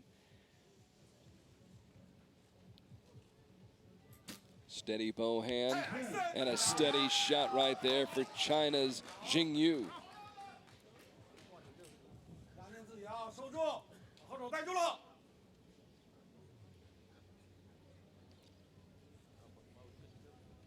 The 30-year-old Wang Gong.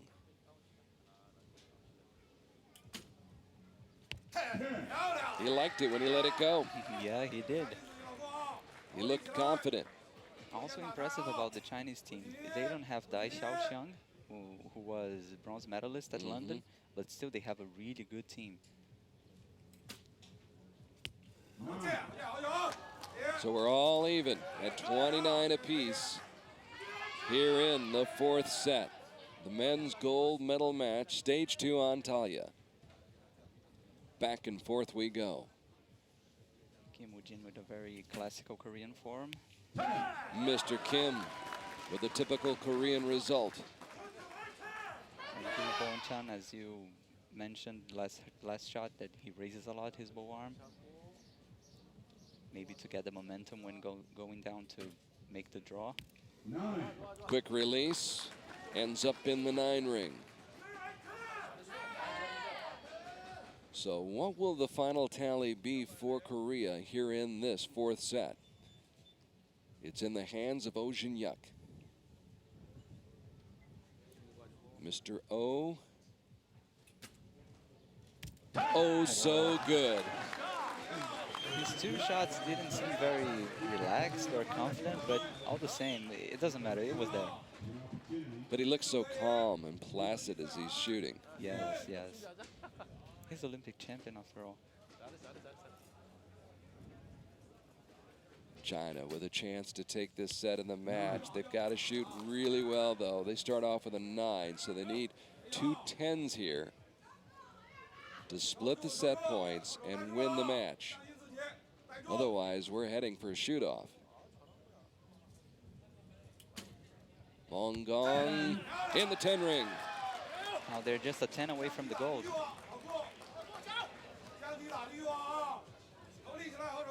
A 10 to win. Anything less and it's a shoot-off. There's the 10. It's over. Amazing, amazing. China has done it.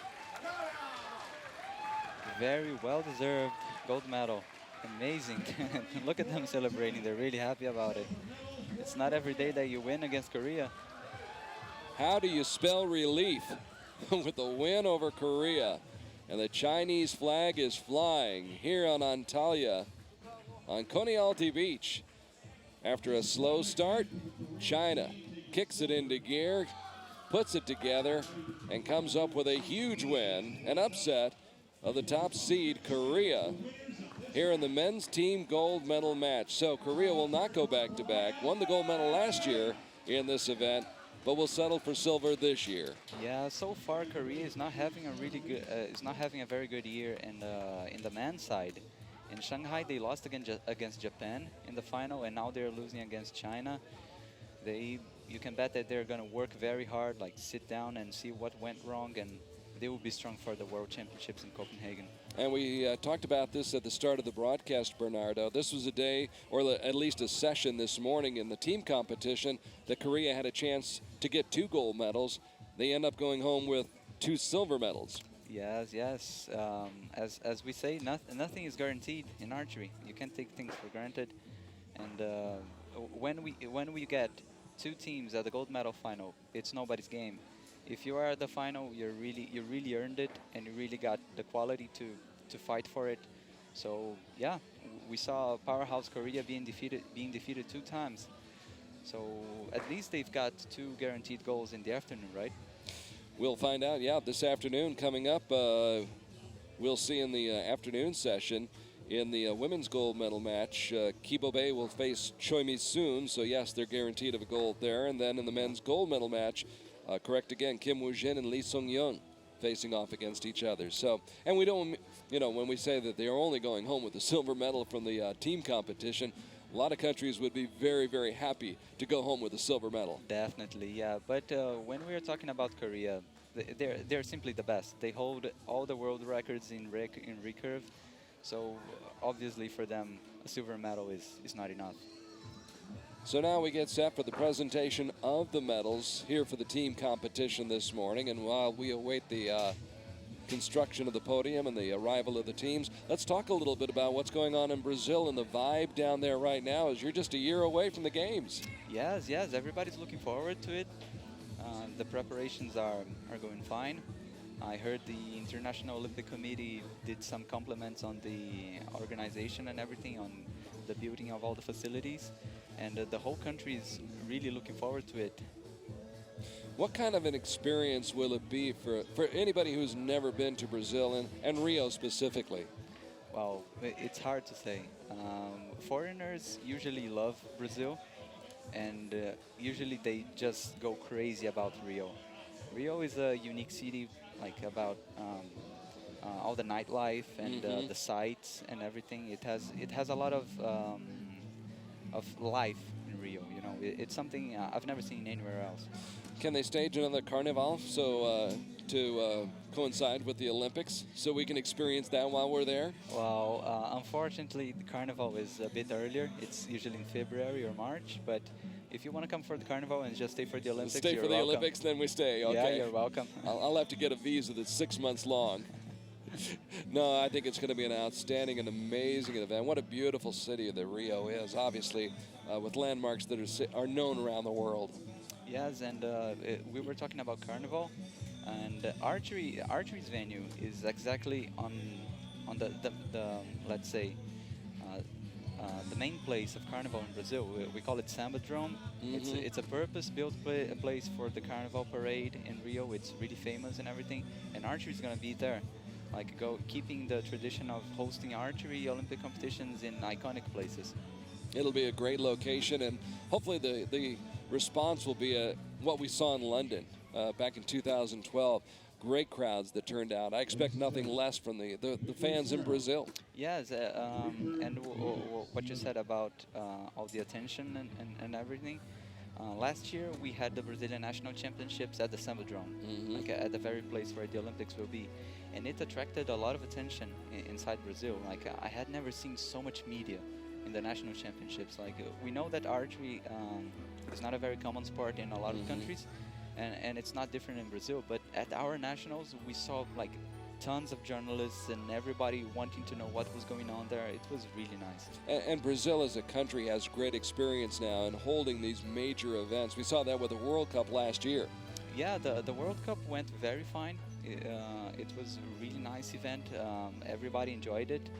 And now that the World Cup is over, now all the headlights, all the attentions are turned to the Olympics. So everybody is really looking forward to this event. What does one have to try eating down in Brazil? What's the one thing? If I get to Rio, what have I got to have? Whoa, is it just one? I can't say more. Oh, 2 or 3, sure. Yeah, it's difficult to point out just 2 or 3. Let's say you should definitely drink Brazilian coffee. We're famous for coffee. And and we've got what we call cheese bread. It's something really traditional. I from can Brazil. go for that, yeah. Yeah, yeah, and some sweets as well. So definitely you're gonna have a lot to eat over there. Well, a sweet moment. I never have trouble finding food to eat anywhere I go, but a sweet moment for the Chinese women right here in Antalya as Secretary General Dillon presents the bronze medals to the team from China. Congratulations to them. Their strong performance against Chinese Taipei. That match was tied at 1-1 after the first set, but then China won the next 2 sets and won the match 5-1. So China with Qi Yuong, Wu Jiajin, and Zhang Yunlu winning the bronze. Korea getting the silver medal. Kong Chae-young, Choi Mi-soon, and Kibo Bei. They were locked in a tight battle with Japan. Japan jumped out to a 4-0 lead in that women's gold medal match. Korea came back and cut that lead in half at 4-2 after 3 sets. But then it was Nagamine Saori putting it away in the 4th set to give Japan the chance to stand atop the victory podium here on Konialty Beach as they defeat Korea by the score of 6-2. Congratulations to Hayashi Yuki, Kawanaka Kaori, and the woman whose final shot sewed it up for Japan, the 21-year-old Nagamine Saori, who won a team bronze medal, stage 1 in Shanghai in 2014, and now has a team gold medal around her neck here in Antalya, Turkey at stage 2 of the 2015 World Cup Tour, and they lift the trophy high. A very proud moment for these 3 young ladies, not to mention their nation. So now, the playing of the national anthem for Japan.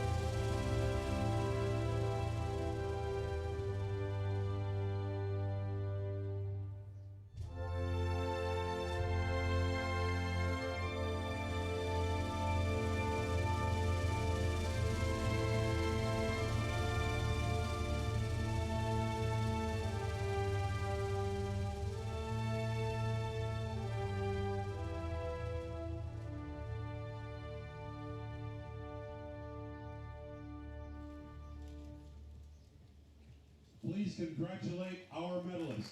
A moving moment for those 3 young ladies.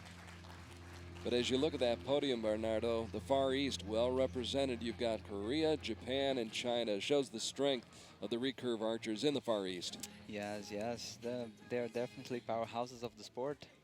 It's very easy to name and point out strong Asian countries, and they're definitely showing why.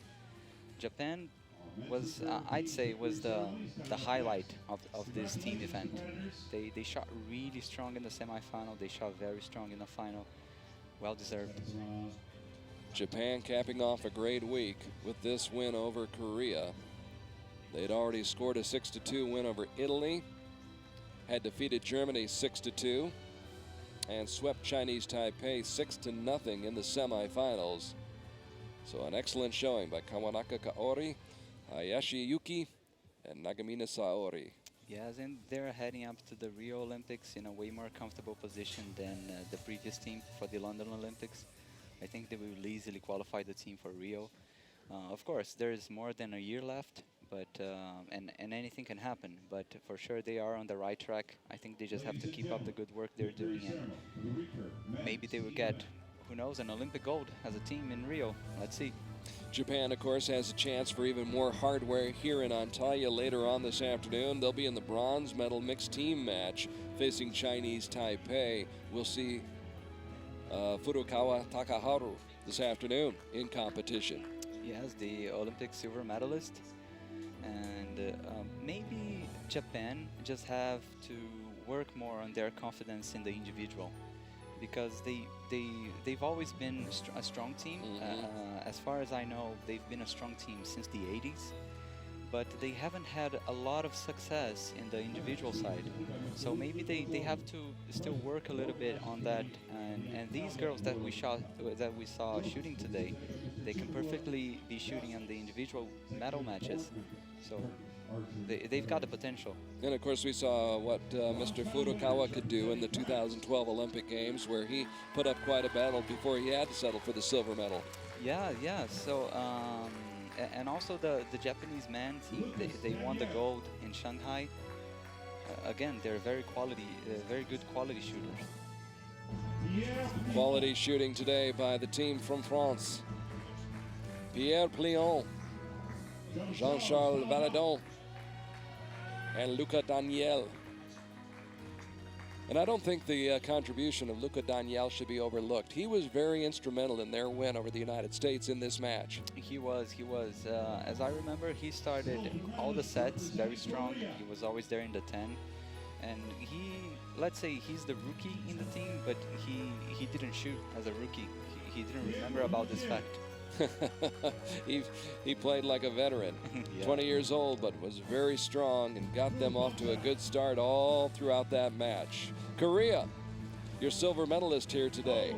A year ago, took home the gold medal. Today, though, they really ran into a tough competitor in China, and they will take home the silver medal. Kim Woo-jin, Kuban Chan, Oh-jin Yuk.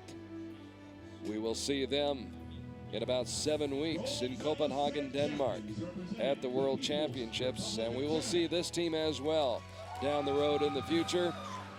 Big smiles on the faces of Jing Yu, Gu Jusong, and Bong Gong, the three who teamed up to topple the giant from Korea, winning this match in convincing fashion. I'd say they arrived in Antalya not as favorites, but for sure they're walking out of here as archers to be looked at in Copenhagen. They really showed what they're up to, and I'm looking forward to see what they're going to do in Copenhagen. Ladies and gentlemen, please stand for the national anthem. So now the playing of the national anthem for the People's Republic of China.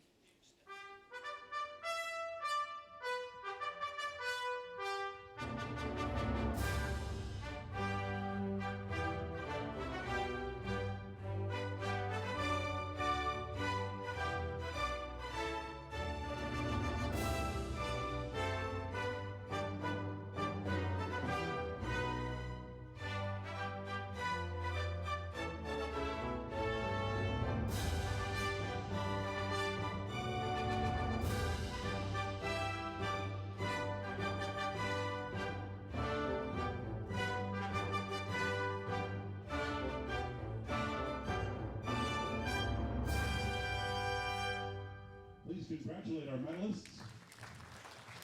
Once again, congratulations to Jing Yu, Gu Jusong, and Vong Gong as they are able to hold the championship trophy high above their heads here atop the victory podium on Konyaaltı Beach in Antalya, Turkey, where the morning session has been completed in men's and women's team competition, recurve competition, but there's much more in store coming up this afternoon. No question about that. Some great matches coming up this afternoon. And in fact, while I've got a chance, how do you see those afternoon matches, Bernardo? Particularly the bronze medal. Well, let's look at the women's bronze medal match. Deepika Kumari, we'll get to see her against Cheng Hai-jin, who's an excellent archer. Yes, Deepika Kumari is kind of back. I think she didn't really have a good year last year, but now she's back into a medal match. And Chung Hae-jin from Korea, she was the, if I can remember well, she was the highest seeded Korean So definitely it's going to be a good match. That'll be a good match, as will the one between Kibo Bay and Choi Mi-soon, the two teammates going at it for the gold medal. Yeah, Kibo Bay having her first shot at a gold since she's back into the national team, since 2013, if I can remember well. So she's the Olympic champion. What can we expect? I think that's all that needs to probably be said. Yes. Brady Ellison against Colin Klimichek, the two Americans going at it for the bronze medal, and then Kim Woo-jin and Lee Sung-young. Lee Sung-young, maybe a little bit of a disadvantage since Kim has already been out here today. Yes, yeah, probably. But I think what's going to be most interesting is Colin Klimichek against Brady. Colin was kind of a surprise for getting so far. His first World Cup appearance was last year, so he's very new into this. But he showed he's shooting really well, and he earned his position at this final. Well, we'll be back in just a bit, 2 hours to be exact, with the mixed team matches and the individual recurve bronze and gold medal matches. Brady Ellison, Furukawa Takaharu, Kim Woo-jin, Deepika Kumari, and Kibo Bay all in this afternoon's lineup. All center stage here at Stage 2 of the 2015 Archery World Cup Tour, coming to you live from Konyaaltı Beach, Antalya, Turkey. For my friend Bernardo, I'm Carl Arky saying so long for just a little while. We'll see you again soon for more live coverage on World Archery TV.